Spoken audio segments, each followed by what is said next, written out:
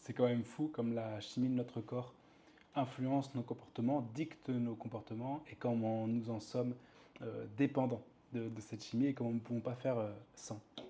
Reste bien jusqu'à la fin de cette vidéo parce que je vais t'expliquer un petit peu ce qui se passe dans ton cerveau, dans ton corps et comment est-ce que ça va influencer tes comportements, pourquoi peut-être aujourd'hui tu ne te sens pas très bien dans ta peau, peut-être qu'aujourd'hui tu as du mal à atteindre tes objectifs et on va voir ensemble justement que se passe-t-il dans ton corps, qu'est-ce qui se passe dans ton corps au niveau d'un point de vue hormonal, d'un point de vue nerveux, d'un point de vue chimique, neurobiologique, qui pourrait expliquer justement ces comportements que tu as et ces façons de penser que tu as.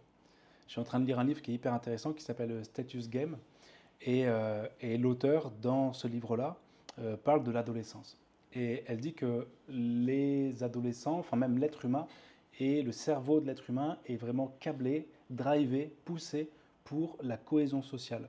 Parce que il veut appartenir à un groupe, parce que l'être humain est un animal social et il a dû survivre en groupe, grâce au groupe. Et aujourd'hui, être exclu du groupe, c'est un danger de mort. Un individu seul ne peut pas survivre en dehors du groupe. En tout cas, à l'époque, nos ancêtres ne pouvaient pas survivre. Donc il y avait vraiment un danger de mort de ne pas pouvoir s'intégrer, de ne pas pouvoir faire partie du groupe et d'en être exclu. Ça explique notamment pourquoi on va chercher la cohésion sociale, on va adopter les groupes, les codes sociaux, les codes culturels des groupes dans lesquels nous sommes placés. Et donc l'auteur parle du fait que les adolescents qui ont un cortex préfrontal qui n'est pas encore complètement développé, le cortex préfrontal c'est la zone du cerveau qui a été la dernière à se mettre en place dans l'évolution de l'espèce, ce cortex préfrontal, c'est celui qui va permettre la projection dans le futur, la conceptualisation. Et celui-ci, il se mature je crois que c'est jusqu'à 25 ans à peu près, il me semble. Mais je crois que l'ensemble du cerveau se développe jusqu'à une quarantaine d'années. Donc bref, chez les adolescents, en tout cas, cette partie-là, n'est pas tout à fait formée, ce qui fait qu'il n'y a pas de projection en avant qui est vraiment cohérente à cet âge-là. C'est pas possible. Structurellement, ce n'est pas possible. Et du coup, ça privilégie chez ces adolescents-là la recherche d'acceptation du groupe parce que c'est le moment présent, c'est aujourd'hui, c'est maintenant qui compte plus pour eux. Là où quand le cortex préfrontal est formé, on a une projection dans le futur qui se fait et du coup on a une balance entre qu'est-ce que je suis aujourd'hui et qu'est-ce que je veux être demain. Chez les adolescents, c'est pas trop possible. Du coup, ils cherchent énormément à adhérer au groupe. Et c'est pour ça que dans les lycées, par exemple, collège-lycée, tu vas avoir des groupes vraiment très définis, avec des codes sociaux, des codes vestimentaires très définis, selon chaque groupe. Et voilà, ils privilégient l'acceptation du groupe, ils copient les codes, les vêtements, le langage. Pourquoi il fait ça? Parce que le cerveau, ça favorise la cohésion du groupe. L'appartenance à un groupe favorise la survie, favorise la reproduction. Et quand même, le but du cerveau, enfin du corps humain, d'un point de vue évolutif, c'est quand même la reproduction, transmettre ses gènes. Donc du coup, on va vers cette chose-là, qui est la cohésion sociale. Le cerveau de l'adolescent est orienté vers cet objectif. Et c'est pour ça qu'il y a beaucoup de parents qui vont échouer à donner des bons conseils finalement à leur enfant, à leur adolescent. Ils vont donner des bons conseils, mais les adolescents ne vont pas les suivre parce qu'ils n'ont pas les structures cérébrales pour comprendre le pourquoi est-ce que c'est important de suivre ces conseils-là. Il y a notamment chez des enfants des études qui ont été faites, l'étude très célèbre avec les marshmallows. En gros, si tu la connais pas, c'est qu'il y a des enfants qui sont placés devant deux marshmallows avec un choix. Et ce choix, c'est soit ils peuvent manger un marshmallow tout de suite, ou soit s'ils attendent, je sais plus si c'est pas 15 minutes, 20 minutes, je sais plus, ils ont deux marshmallows, tu vois. Et en fait, ils montrent qu'il y a des enfants qui tout de suite se précipitent sur le premier marshmallow, bim, ils veulent de gratification immédiate, et puis d'autres qui vont attendre pour avoir deux marshmallows. Et ils ont corrélé ça avec la réussite scolaire, notamment la réussite professionnelle, en disant que l'enfant qui arrive à stabiliser son système nerveux, stabiliser finalement cette balance entre le cerveau limbique, le cerveau émotionnel, je veux tout de suite maintenant, et le cerveau préfrontal qui est en train de se former chez l'enfant, qui va faire la conceptualisation, qui va se projeter dans le futur. Les enfants qui arrivent à balancer entre ces deux choses-là, inconsciemment, ils ne le choisissent pas, ont plus, selon l'étude, ont plus de chances de réussir dans des projets professionnels, dans des projets scolaires. Ce qui est normal parce que du coup, ils vont pouvoir travailler finalement en sachant en se projetant, en imaginant, en visualisant qu'il va avoir la récompense future. Et pas juste profiter aujourd'hui. Et qu'est-ce qui explique ça? Du coup, je me suis posé la question, qu'est-ce qui explique qu'il y ait des enfants qui arrivent à attendre le marshmallow et d'autres qui n'arrivent pas à attendre et qui mangent tout de suite? Eh bien, on a plusieurs choses. On a donc le cortex préfrontal qui va gérer le contrôle et la planification, d'accord? Ça arrive plus tard que le système de récompense immédiate. Système de récompense immédiate qui est géré par le cerveau reptilien et limbique, alors que le préfrontal, lui, va faire la planification, il va faire la projection dans le futur. Il y a des individus qui naissent avec un cortex préfrontal, enfin avec un développement du cortex préfrontal qui se fait mieux que d'autres. Et notamment tous les enfants qui ont été sécurisés, qui sont sécurisés dans leur enfance, euh, dans leur apprentissage, dans le fait de croître, eh bien, ça développe un cortex préfrontal plus mature. Il y a des études qui ont été faites notamment dans des orphelinats en Europe de l'Est, alors je ne sais plus si c'est la Roumanie ou un pays comme ça, et qui, suite à une chute du régime en place, s'est retrouvé, ce pays-là, avec des orphelinats remplis d'enfants et aucun adulte pour s'en occuper. Et en fait, quand les missions humanitaires sont arrivées dans ces orphelinats-là, c'est dur à dire, orphelinats-là, ils ont trouvé des enfants avec des retards mentaux vraiment importants. Parce qu'il n'y a pas eu d'environnement sécure, il n'y a pas eu de stimulation de la part d'adultes, il n'y a pas eu d'échange verbal pour développer notamment le langage chez ces enfants-là. Et du coup, ils se retrouvaient avec des enfants avec des retards mentaux. Et en fait, le stress chronique chez l'enfant, les traumatismes, les environnements insécures, les relations toxiques entre les aidants et l'enfant, entre les personnes étant censées sécuriser l'enfant, si jamais il y a un environnement toxique qui se fait, en fait, ce qui se passe, c'est qu'il y a du cortisol qui est sécrété. Le cortisol, c'est un neurotoxique à haute dose, c'est-à-dire que le cortisol, c'est une hormone du stress. Et quand c'est sécrété en permanence avec des taux élevés, eh ben, ça vient bousiller les neurones. Et du coup, vu que ça bousille les neurones, le cerveau de l'enfant ne peut pas se développer. Du coup, on a des retards mentaux. Du coup, on a des cortex préfrontaux qui sont atrophiés. Un gros stress prolongé, cortex préfrontaux atrophiés. Et du coup, vu que le cortex préfrontal n'est pas développé, nous avons des retards de développement et des individus qui ne peuvent pas planifier, qui ne peuvent pas imaginer, conceptualiser. D'accord? Ils sont vraiment dans la récompense immédiate. Donc, on a des enfants qui génétiquement partent avec des meilleures cartes que d'autres pour le développement du préfrontal, plus ensuite l'épigénétique fait que l'environnement va accélérer, confirmer ou au contraire ralentir ce développement-là. L'épigénétique, c'est la capacité au cerveau, c'est même la capacité aux gènes de pouvoir s'adapter à leur environnement. C'est l'interaction entre l'environnement et la génétique, d'accord? Puisque on a longtemps pensé que la génétique était gravée, hein, une fois que ton ADN était, que les gènes et que ton ADN était inscrit, gravé, c'était terminé, mais en fait non, puisque l'environnement va jouer un rôle dans l'expression de certains gènes ou pas. Et donc dans le développement du cortex préfrontal chez l'enfant. C'est pour ça que si on fait un point avec toi aujourd'hui, si tu subis du stress quotidien, si tu es dans un état de stress quotidien, ça va perturber le développement. Si tu es jeune encore, si tu as une vingtaine d'années, oui, ça va gêner le développement de ton cortex préfrontal et à l'âge adulte, ça va modifier le fonctionnement de ton cortex préfrontal. D'accord? On ne peut pas réfléchir sous stress. On ne peut pas. Donc les individus, enfin les enfants qui ont un cortex préfrontal les plus développés à leur âge arrivent mieux à résister aux tentations. L'éducation, elle compte également. Il y a des modèles qui favorisent la patience, qui valorisent la patience, et il y a des modèles d'éducation qui n'enseignent pas ça, qui ne forment pas l'enfant à résister à la frustration, à résister à l'ennui, à résister à l'attente de résultats. Et forcément, les enfants qui y sont entraînés, qui ont compris, ou auxquels on a aidé à comprendre la gratification différée, forcément, ils auront beaucoup plus de facilité, ils comprendront mieux pourquoi est-ce que c'est bien d'attendre des fois sur certaines choses. Les expériences de vie, elles jouent également. Un enfant qui a su gérer sa frustration avant une privation sur certaines envies, pas forcément besoin, mais envies, aura forcément plus de compréhension, disons plus de facilité à repousser le désir immédiat, le plaisir immédiat. En fait, ce qui se passe, c'est que c'est inconscient, c'est-à-dire que le cerveau va répéter les boucles, hein, vont répéter les boucles. Le cerveau, il fonctionne par répétition, intensité et répétition. Et si la gratification différée apporte une satisfaction, des résultats, eh bien, le cerveau va comprendre que gratification différée égale résultat. Et donc, du coup, va pouvoir continuer à utiliser cette boucle-là. Et plus il va utiliser, plus les chemins neuronaux seront importants. Plus les chemins neuronaux seront importants, plus ça sera une autoroute. Finalement, les chemins, les courants électriques iront directement dans ces chemins neuronaux-là.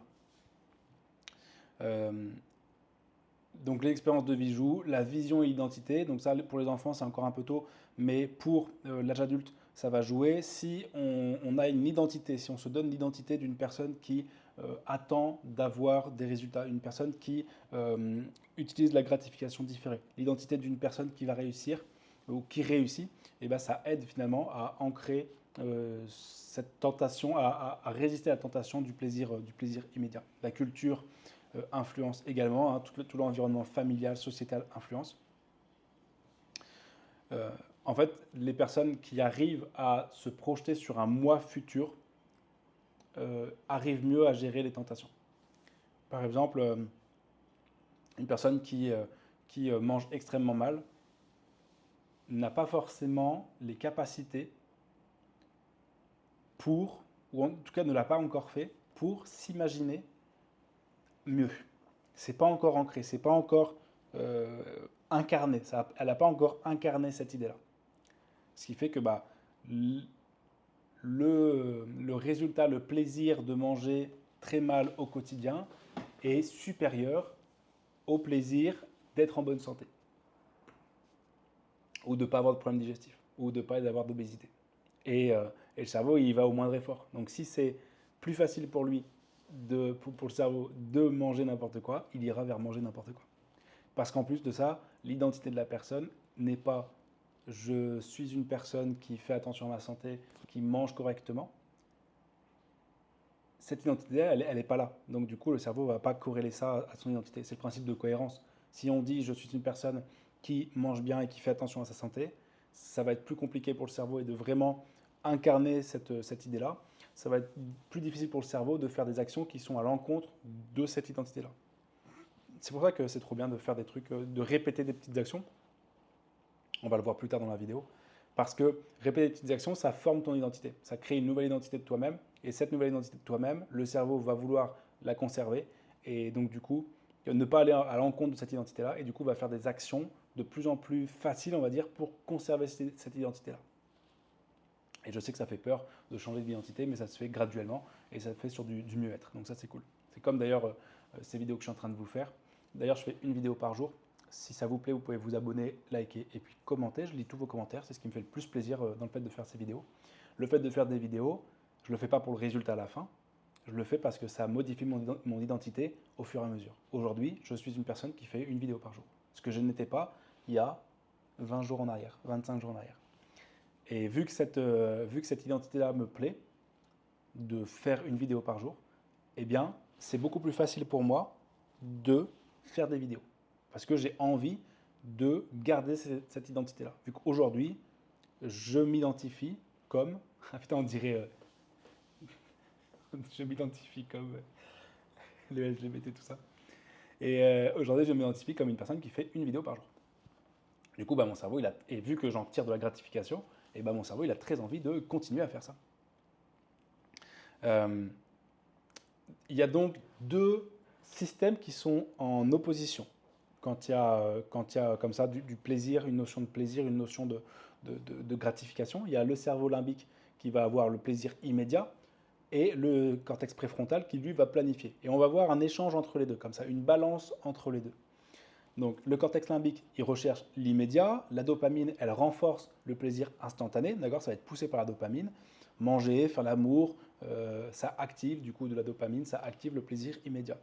Le cortex préfrontal, lui, il va planifier. Il anticipe, il inhibe les impulsions, d'accord. Il permet de dire j'attends pour plus tard, d'accord. Et quand il y a cette balance et qu'au final, sur une action, c'est le préfrontal qui l'emporte, eh bien on va repousser le plaisir immédiat. Par contre, quand c'est le système limbique, eh bien on va aller tout de suite faire l'action, qu'elle soit bonne ou pas bonne d'ailleurs. Et donc la plasticité neuronale, le fait que le cerveau puisse s'adapter, le système nerveux puisse s'adapter, eh bien ça va renforcer ce que l'on répète, d'accord? La récompense rapide, ça va être le circuit du court terme et ça va être renforcé.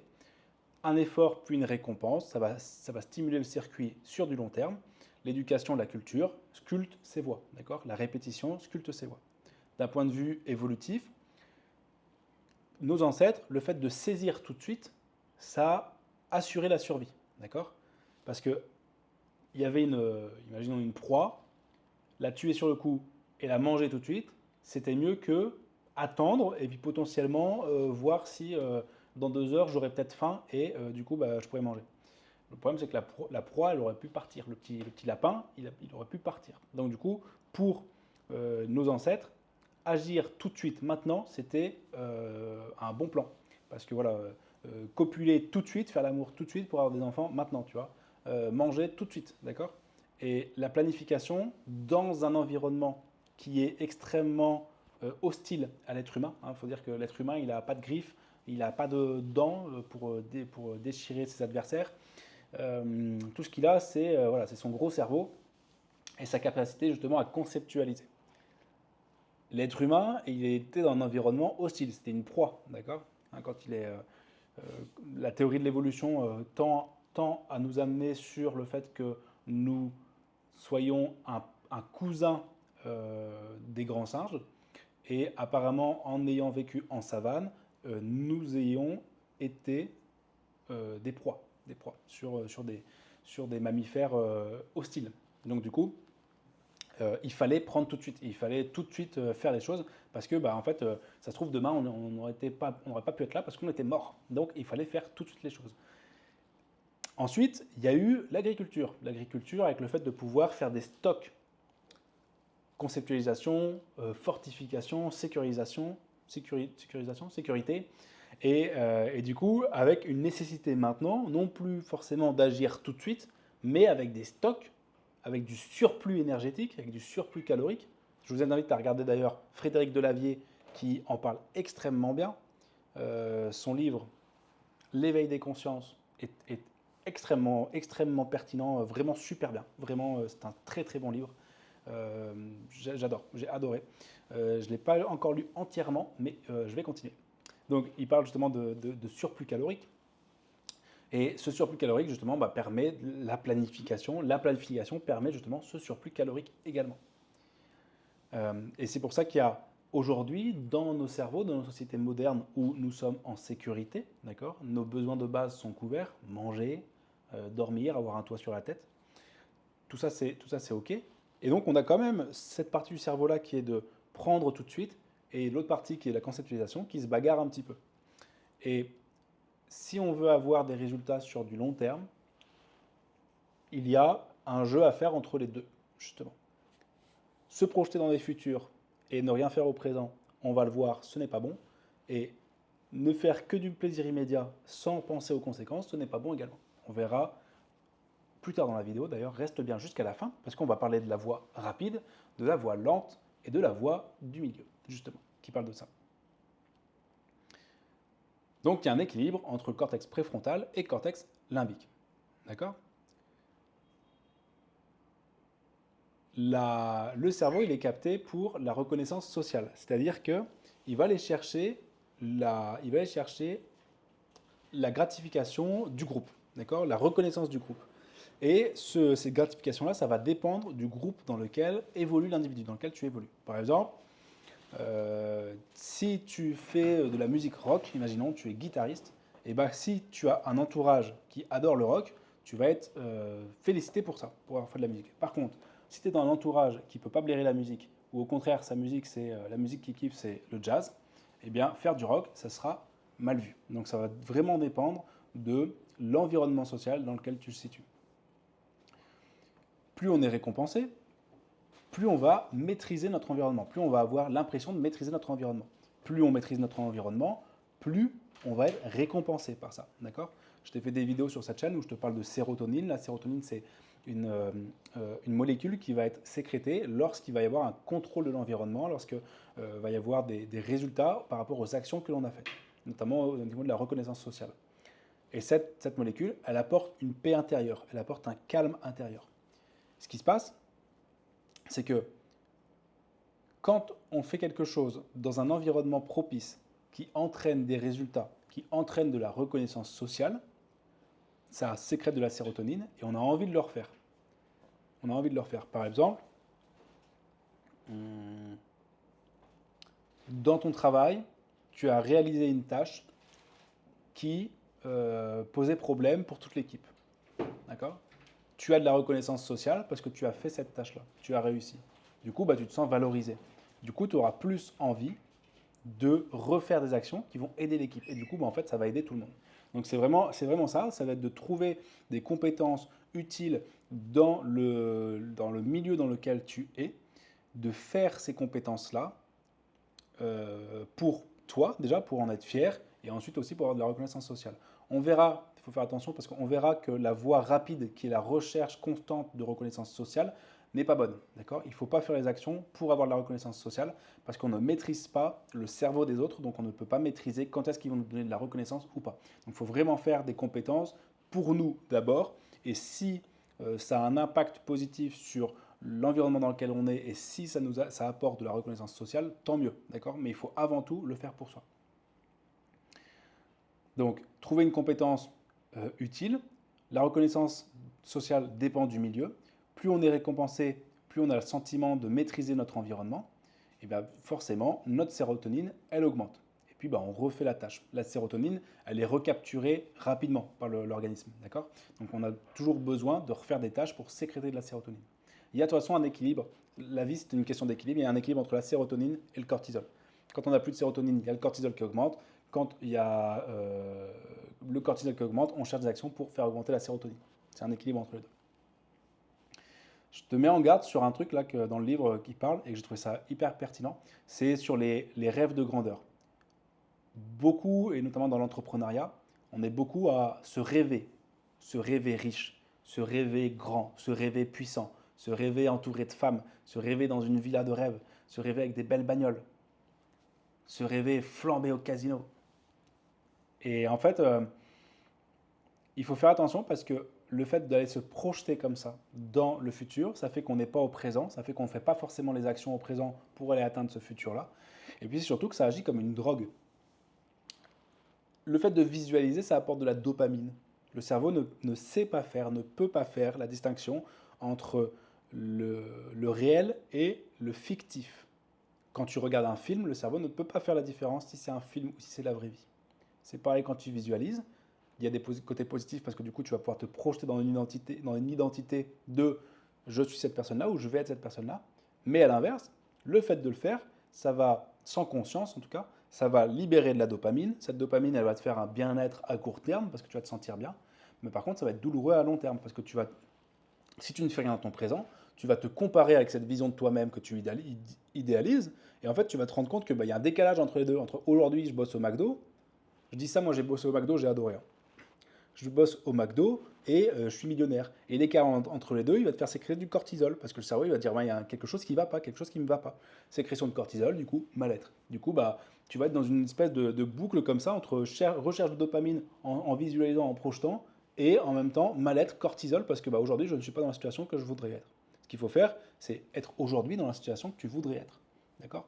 C'est aujourd'hui faire les actions qui te rendent fier, qui te font sécréter de la sérotonine, de la dopamine, pour que justement tu puisses te dire mon futur il sera comme ça, mais aujourd'hui je suis heureux comme ça.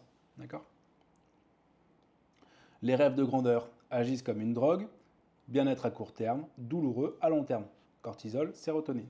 On s'habitue à l'euphorie, il en faut toujours plus. C'est pour ça qu'au bout d'un moment, la visualisation, la projection, les choses comme ça, il te faut toujours plus. Une nana en plus dans tes pensées, il te faut une nouvelle bagnole, des trucs comme ça, quoi, tu vois. T'es jamais heureux en fait. Et le problème, c'est que la réalité, elle déçoit. Et la réalité qui déçoit, je ferai une vidéo là-dessus, sur les jeux vidéo, sur tous ces environnements virtuels dans lesquels on se projette et qui nous font sortir de notre réalité et qui font qu'au final, la réalité paraît vachement fade à côté. C'est une question de dopamine également.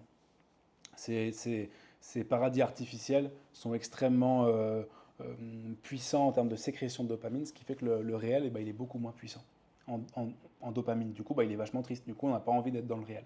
Ce qu'il faut faire, c'est revenir dans le présent et faire des actions qui, aujourd'hui, te font sécréter sérotonine, dopamine, ocytocine, pour justement te sentir bien au présent.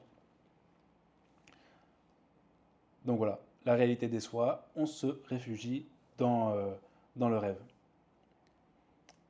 Pareil, le fait de se projeter dans le rôle de sauveteur, de je vais aider tout le monde, je vais aider la terre entière, quand je serai riche, je ferai ça et tout, ça apporte du respect parce que quand tu le dis aux autres, tu as de la gratification, waouh, mais tu es trop généreux et tout, waouh, tu es trop fort. Et tu vois d'ailleurs les comportements des personnes sur les réseaux qui vont faire des actions dans le but d'avoir de la gratification sociale. Donner un sandwich à un SDF, c'est bien, c'est vachement bien, tu vois. D'ailleurs, sur le fait de la générosité, être généreux, c'est l'altruisme, c'est un égoïsme bien pensé. C'est-à-dire que ça va m'apporter des choses de donner à quelqu'un. Et c'est ok, c'est vachement bien d'ailleurs, c'est plus. C'est pas d'ailleurs, c'est pas je fais quelque chose dans le but de diminuer quelqu'un. C'est que quand je fais quelque chose, ça apporte à la personne et ça m'apporte également. Mais quand on vient chercher de la gratification sociale à tout prix en faisant ces actions-là, c'est pas bon. Donc le rôle du sauveteur apporte du respect. Déclarer vouloir sauver, ça rend supérieur par rapport aux autres, même sans vraiment améliorer la situation. C'est gratifiant. Et puis, ça détourne des voies plus réalistes. Les voies plus réalistes, c'est le fait de faire des choses au quotidien pour améliorer sa situation et la situation de son environnement. Quand la vie déçoit, quand on se projette dans un rêve, le cortisol grimpe, on cherche une cause. Et la cause, ça va être souvent les gens qui ont ce que l'on veut avoir. Et puis, le cortisol pousse à l'action. Ce cortisol, il faut qu'il soit soulagé. Et donc, du coup, ces actions, ça peut être bien comme ça peut être mal. Et ça va être selon ce que l'on a appris dans notre enfance, selon ce qu'on a appris dans notre expérience de vie. Si par exemple on se sent mal parce que, tiens, regarde, je regarde sur Instagram, je scrolle sur Instagram et je vois une personne qui est dans la situation dans laquelle je voudrais être. Je me sens mal. Je me sens mal parce que aujourd'hui, je fais la distinction entre ma vie aujourd'hui, elle n'est pas forcément celle que je voudrais être. D'accord? Je me sens mal et j'ai appris dans mon enfance, c'est à titre d'exemple, j'ai appris dans mon enfance que bouffer des bonbons, ça soulage vachement. Quand mes parents ils m'engueulaient, bouffer des bonbons, ça soulage parce que ça donne de la dopamine. Du coup, dopamine, le cortisol qui diminue avec le sucre. Et du coup, vu que j'ai appris ça, je vais avoir à l'âge adulte envie d'aller bouffer des bonbons parce que je viens de scroller sur Instagram. Et on ne fait pas forcément le lien entre les deux, mais c'est comme ça que ça se passe. Et donc du coup, et en plus de ça, on va maudire la personne en disant ouais, l'autre c'est un naze, regarde, il est là où je voudrais aller. Enfin en gros, ils vont pas le dire comme ça, mais en gros c'est ça quoi. Regarde, c'est un naze, machin, il se respecte pas et tout. Et par contre, toi, tu es en train de bouffer des bons becs parce que tu es dégoûté, parce que tu viens de scroller sur Instagram. Et que tu n'es pas heureux dans ta vie actuellement. Ce qu'il faut faire, c'est être heureux dans sa vie actuelle. La sérotonine sans effort, ça n'existe pas. Donc, on va avoir des pics et des chutes de sérotonine. Il faut comprendre ces chutes-là pour pouvoir agir. Donc, à l'adolescence, pendant l'enfance, ça a construit ces chutes-là de sérotonine, ça a construit des voies, des traces, des voies de cortisol également. Et donc, ça rend sensible aux frustrations. Plus on a été dans ce yo-yo entre sérotonine, cortisol, enfance et adolescence, plus on va être sensible à ça à l'âge adulte. Voilà, et dans le livre, elle explique également que les adolescents sont plus sensibles à ces chutes de sérotonine et aux sentiments négatifs, parce que l'adolescent, il se compare non plus avec l'enfance, mais il se compare avec les adultes, et il veut des récompenses d'adultes, sauf que c'est encore un enfant, et du coup, on a cette différence on a cette comparaison qui se fait entre les deux, et du coup, elle explique que c'est pour ça qu'il y a des adolescents qui se sentent vachement mal, parce que du coup, ils voudraient être adultes, ils voudraient avoir la sérotonine et la dopamine d'un adulte, mais ils ne sont pas encore des adultes. Voilà, la mentalité sérotonine, ce que dans le livre on appelle ça la sérotonine mindset, c'est un dilemme. C'est un dilemme entre rechercher la reconnaissance sociale pour sécréter de la sérotonine ou alors faire le choix de s'en passer complètement. On est sur la voie rapide. La voie rapide, c'est la recherche de reconnaissance. La voie lente, c'est on abandonne complètement. On ne cherche pas de reconnaissance. Parce que chercher de la reconnaissance, ça peut décevoir. Renoncer, ça peut faire désespérer. Et donc, il y a la voie du milieu qui existe, c'est ce qu'on va voir. C'est un équilibre entre le cortisol et la sérotonine. Et du coup, je me suis posé la question de qu'est-ce qui se passait dans le cerveau des gens, dans ton cerveau, quand tu regardes une vidéo YouTube. Tu vois, par exemple, je sais pas moi, tu es entrepreneur et tu regardes une vidéo de Yomi Denzel. Qu'est-ce qui se passe dans ton cerveau? Eh ben, il y a deux mécanismes qui opèrent. Le premier, c'est que tu as de la dopamine. C'est plaisant. Pourquoi? Parce qu'on a des neurones miroirs. Les neurones miroirs, ça permet de se sentir à la place de l'autre. D'accord? C'est ce qui va gérer l'empathie. D'ailleurs, pour les psychopathologies, les personnes qui sont vraiment diagnostiquées psychopathes, ça représente, je crois que c'est 1 ou 2% de la population. C'est des personnes qui ont des troubles euh, neurologiques, vraiment, dans le fait d'avoir de l'empathie. Les neurones miroirs ne doivent pas marcher très bien, si bien que ça. Donc on a les neurones miroirs, on a de la projection, et on goûte au succès des autres, d'accord? On se projette dans les autres, le fait de voir des belles voitures, machin, la situation que tu voudrais avoir, bah, ça crée chez toi de la dopamine. On obtient une petite dose de dopamine. Mais c'est vu que c'est de la dopamine qui est artificielle, tu n'as pas vraiment fait une action pour avoir la dopamine. Et bah, après la vidéo, tu vas avoir une chute comme ça. Donc c'est pas cool. C'est pour ça que tu regardes, tu scrolles sur YouTube, tu regardes, parce que ça te donne de la dopamine, de la dopamine, de la dopamine. Mais après, il y a cette baisse de dopamine, on n'a plus envie de rien faire. Et le deuxième mécanisme, c'est qu'on va critiquer. On va être dans la comparaison. On va évaluer le statut de la personne, on va évaluer notre statut à nous, l'écart va nous blesser, et on va critiquer parce que ça va nous protéger, ça va protéger notre ego. Et donc on enlève notre culpabilité, notre frustration, on va critiquer la personne, ou alors on va se dévaluer. La voie lente, elle va rassurer, on va rien faire, on va pas chercher la reconnaissance, on va pas chercher le succès.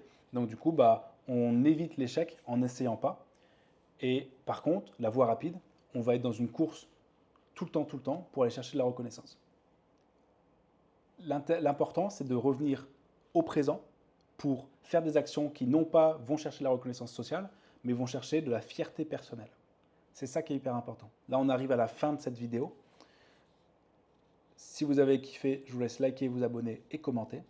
Faites, c'est le point central de cette vidéo, c'est faites des actions au quotidien qui vous rendent fiers, qui vous font sécréter de la sérotonine.